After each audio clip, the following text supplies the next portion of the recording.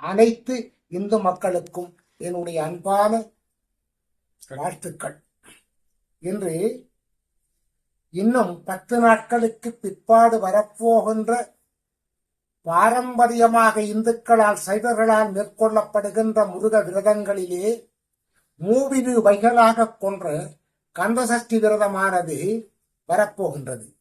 அதை பல பக்தாடியார்கள் எதிர்நோக்கி அந்த விரதத்தை அனுஷ்டிக்க இருக்கின்றார்கள். அதையொட்டி ஒரு சிறப்பாக இந்த கந்த புராணம் அந்த எந்த ஆலயங்களிலே கந்தசஷ்டி விரதம் நிகழ்கின்றதோ அந்த ஆலயங்களிலே புராண பாடம் நிகழ்வது இயல்பாகும்.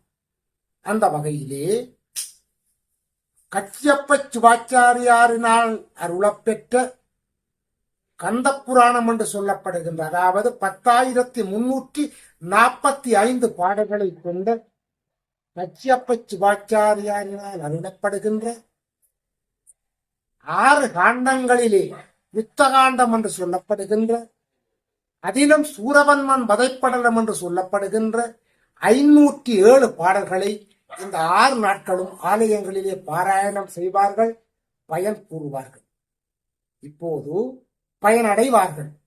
இப்போது இந்த கந்த புராணம் என்றால் எப்படி, எவ்வாறு வந்தது, இந்த கந்த புராணத்தை இயற்றியவருக்கு எவ்வாறு திருவருள் கிடைத்தது, அவர் எங்கிருந்து வந்தார் என்பதை பற்றி கூறுவதற்காக கந்த புராணமும் கச்சியப்ப சிவாச்சாரியாரும் என்கின்ற தலைப்பு தாங்கி வருகின்ற அந்த ஒரு சொற்பொழிவை ஒரு குறுகிய நேரத்திலே உங்களுக்கு அறியத்தர விரும்புகின்றேன்.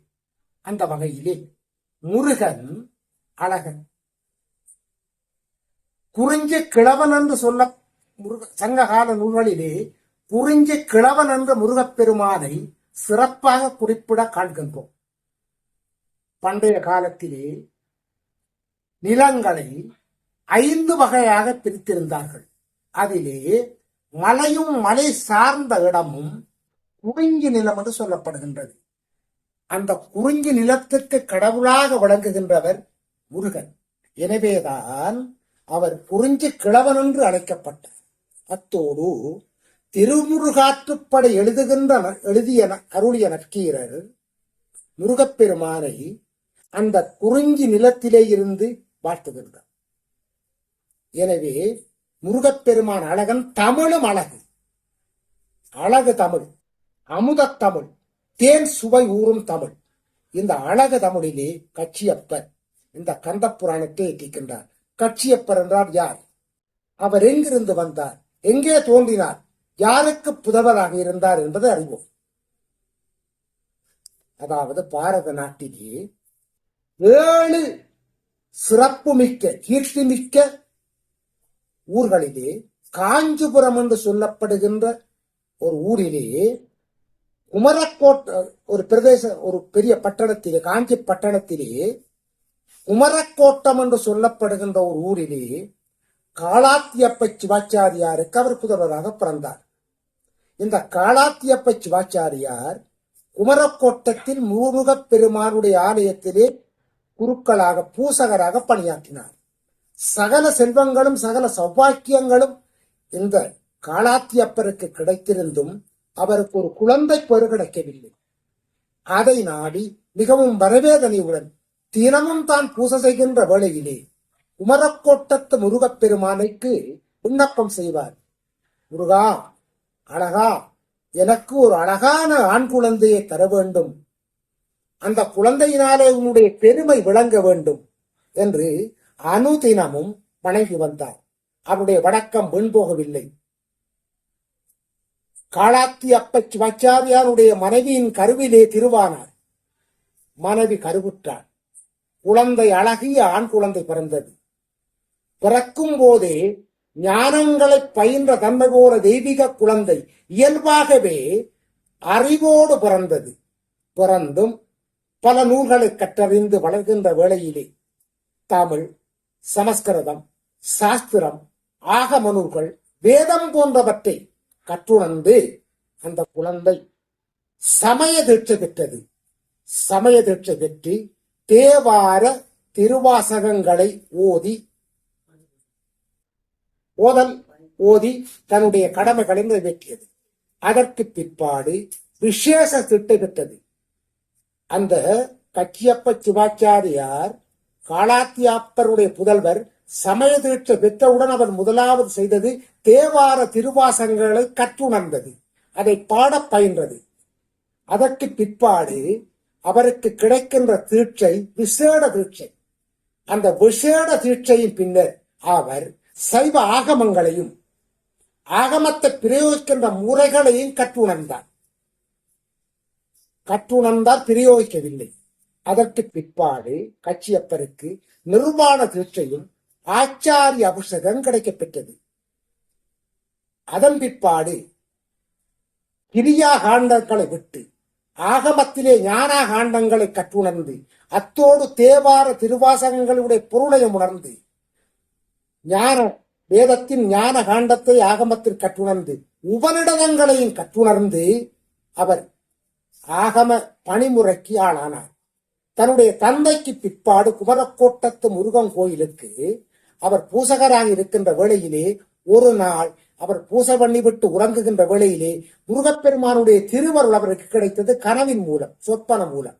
முருகப்பெருமான் சொன்னார், கச்சியப்பா, ஸ்காந்த புராணத்திலே வருகின்ற 16 சங்கீதங்களிலே வருகின்ற சிவரகசியத்திலே என்னுடைய புகழ் பாடப்பட்டிருக்கின்றது. அதை நீ தமிழிலே அழகாக கந்த புராணமாக பாடுவாய் என்று முருகப்பெருமான் கச்சியப்பருக்கு கனவிலே தோன்றி சொன்னார். விழித்தெழுந்த கச்சியப்பர் ஆனந்தப்பட்டார். முருகப்பெருமானே, இவ்வாறு என்னோடு அளவற்ற அன்பு வைத்திருக்கின்றாயே, நான் எவ்வாறு பாடுவது என்கின்ற வேளையிலே கவலைப்படாதே, திகட சக்கரம் என்று ஆரம்பி என்று சொன்னார். முருகப்பெருமான் எடுத்துக் கொடுத்தாடி கச்சியப்பருக்கு திகட சக்கரம் என்று எடுத்துக் கொடுத்தார். அன்றிலிருந்து கந்த புராணம் கச்சியப்ப சிவாச்சாரியருடைய சிந்தையிலே உருவாகி ஏட்டிலே அச்சர வடிவிலே உருவாகி கொண்டு வந்தது. தினமும் நாளாந்த 100 பாடல்களை அவர் இயற்றிக் கொண்டு வருவார். 100வது பாடல் முடிந்தவுடனே குமரக்கோட்டத்து முருகப்பெருமானுடைய திருவடியிலே அதை வைத்துவிட்டு தன்னுடைய இல்லத்துக்கு செல்வார். மீண்டும் வந்து அந்த ஏட்டை எடுத்து பார்க்கின்ற வேளையிலே சில பிழைகள் அங்கே முருகப்பெருமானால் திருத்தப்பட்டிருக்கும். ஆனந்தம் கொள்வார். இவ்வாறாக நாளாந்தமாக 10,345 பாடல்கள் நிறைவேற்றப்பட்டன. அரங்கேற்ற காலம் வந்தது. மன்னர் சபையிலே புலவர்கள் மத்தியிலே நூல் அரங்கேற வேண்டும், சங்கப்பலகை ஏற்றுக்கொள்ள வேண்டும். அதுதான் அந்த காலத்து அரங்கேற்றம். அந்த வகையிலே அரங்கேற்றத்துக்கு நாள் குறித்து விட்டாச்சுது. எல்லா புலவர்களுக்கும் விட்டாச்சுது. எல்லா நாட்டு புலவர்களும் வந்து கூடியிருந்தார்கள். கச்சியப்ப சிவாச்சாரியார் குமரக்கோட்டத்து முருகனை வணங்கிக் கொண்டு தான் எழுதிய ஏட்டை எடுத்துக்கொண்டு அவைக்கு சென்றார். செல்கின்ற வேளையிலே புலவர்கள் வரவேற்றார்கள். கச்சியப்ப சிவாச்சாரியார் திறமையை பல புலவர்களும் அறிந்திருந்தார்கள். புலவர்கள் வணக்கம் செலுத்தினார்கள். கச்சியப்பரை வரவேற்றார்கள். ஆசனம் கொடுத்தார், அமர்ந்தார்கள். ஆரம்பியுங்கள் உங்களுடைய பாடலை என்றார்கள். கச்சியப்பர் எழுந்து திகட சக்கர செம்முகம் என்றார். அந்த வேளையிலே ஒரு புலவன் எழுந்தான். கச்சியப்பரை நிறுத்து என்றான். திகட சக்கரம் என்று நீ ஆரம்பத்திலே பாடுகின்றாய், இது பிரித்து புணர்த்துவதற்கு எந்த இலக்கண விதியிலும் இடமில்லையே. அவ்வாறு இருக்க திகட சக்கரம் என்கின்ற சொல்லை நீ எவ்வாறு பிரயோகித்தாய் என்று அந்த புலவன் கேட்டான். அந்த வேளையிலே கச்சியப்பர் திகைத்தார். ஏனென்றால் கச்சியப்பரால் அந்த அடி எடுக்கப்படவில்லை, முருகப்பெருமானால் கொடுக்கப்பட்ட ஒரு அடி.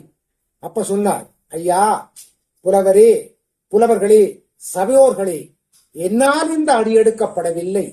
முருகப்பெருமானே எனக்கு இந்த அடியை சொன்னார். அதை ஆரம்பமாக வைத்து எழுகின்றேன் என்ற உடனே ஏளனமான ஒரு சிரிப்பு புலவர்கள் மத்தியிலும் சபையோர்கள் மத்தியில் விழுந்தது. என்ன போலியான ஒரு சிரிப்பு, ஏளனமான சிரிப்பு.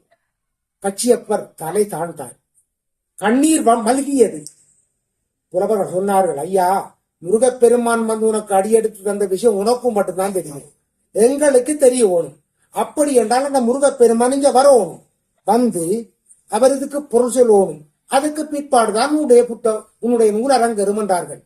மிகுந்த கவலையோடு முருகப்பெருமான் நாளை மன்றிலே சந்திக்கின்றேன் என்று கச்சியப்பர் திரும்பினார். வீடு திரும்பினார். அவர் வீட்டுக்கு செல்லவில்லை.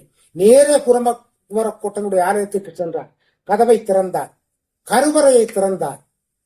முருகப்பெருமான் எம்பெருமானுடைய திருவருளை அவருடைய தலையை வைத்தார், முட்டினார். கருவறை கதவை சாத்தினார். முருகா, நீ அடியெடுத்து தந்த அடிக்கு புலவர்கள் பங்கம் விளைவிக்கின்றார்கள், ஏளனம் செய்கின்றார்கள், எனக்கு பொருள் கூற முடியவில்லையே என்று அழுதார். நாளை நான் இதுக்கு பொருள் கூடாவிட்டால் இந்த கருவறை திறக்காது, என்னுடைய பிணமுடைய திருவடியிலே கிடக்கும் என்று பிரார்த்தித்தார். அந்த வேளையிலே ஒரு அசரீதி கெட்டது. நாளை உன்னுடைய நூல் அரங்கேறும், சோழ மண்டலத்திலிருந்து ஒரு புலவன் அங்கே வருவான், கவலைப்படாது, நாளை நீ அவைக்கு செல் என்று ஒரு அசரீதி கெட்டது. முருகப்பெருமானுடைய திருவார் தெளிந்தார், உள்ளம் தெளிந்தார், எழுந்தார், காலை சந்தியாவந்தனங்களை முடித்தார், அவைக்கு சென்றார். செல்கின்ற வழியிலே எல்லோரும் வரவேற்றார்கள். சிறு நேரத்தின் முன் ஒரு புலவன் வந்தான். கையிலே ஒரு நூல், ஒரு புத்தகம். வாய்க்காவலன் கேட்டான், நீ எங்கிருந்து வாராய், எங்கே போப்புறாய் என்று.